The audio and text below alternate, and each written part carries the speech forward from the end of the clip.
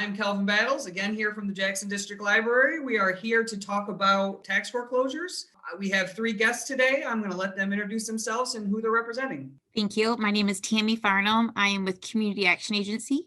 Hi there, Karen Coffman. I am the Jackson County Treasurer. Hi, I'm Michael Derby. I'm the managing attorney at Legal Services of South Central Michigan here in Jackson. So the first question is a very basic question, and that is, what is a tax foreclosure?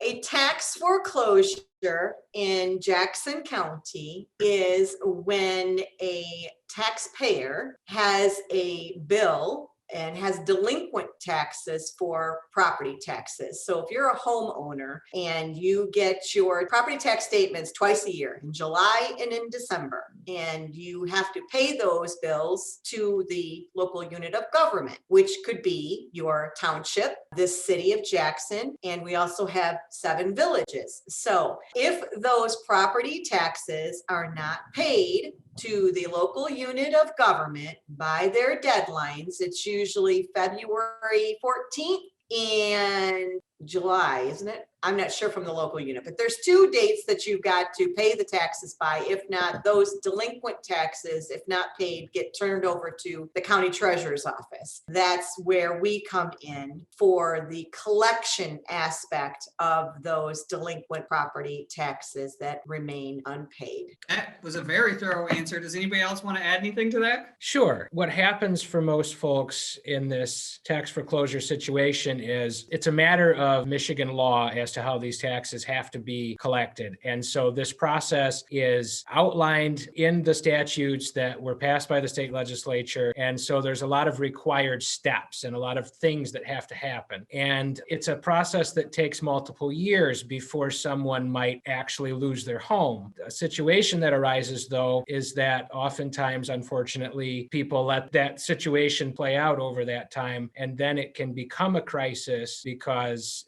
they get very late in the game and have to try to determine what they can do to not save their home. People talk about tax foreclosure and they might have some understanding of a mortgage foreclosure with a bank, but that's a very different process, and the laws are different and the notices are different. And so tax foreclosure in Michigan is its own thing. And the thing people need to keep in mind is to watch those notices and read things very closely, because at some point they really could lose their home, despite the fact that the county really doesn't want to take their home from them. Michael is exactly right in talking about the law. What we do with tax foreclosure is strictly governed by law. And having said that, it is a very complex process. When the taxes aren't paid from the local unit of government and they come over to my office, the county treasurer, we attempt to collect those taxes for 25 months. And during that time, there are a multitude of notices that we send out via mail, by first class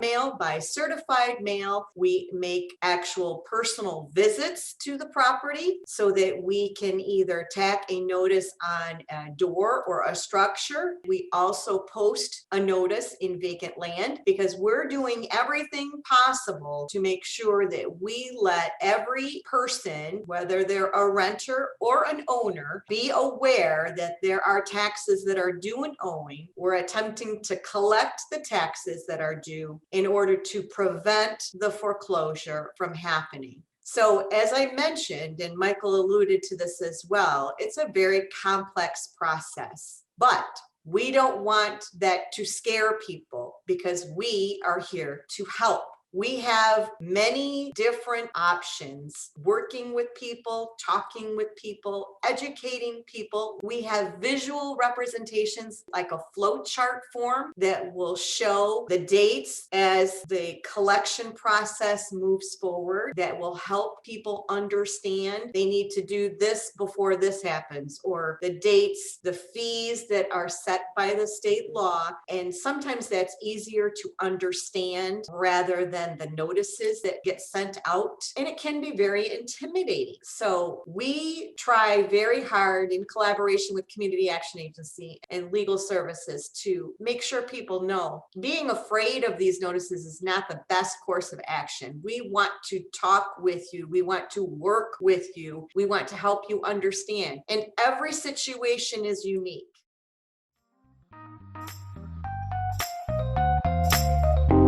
you.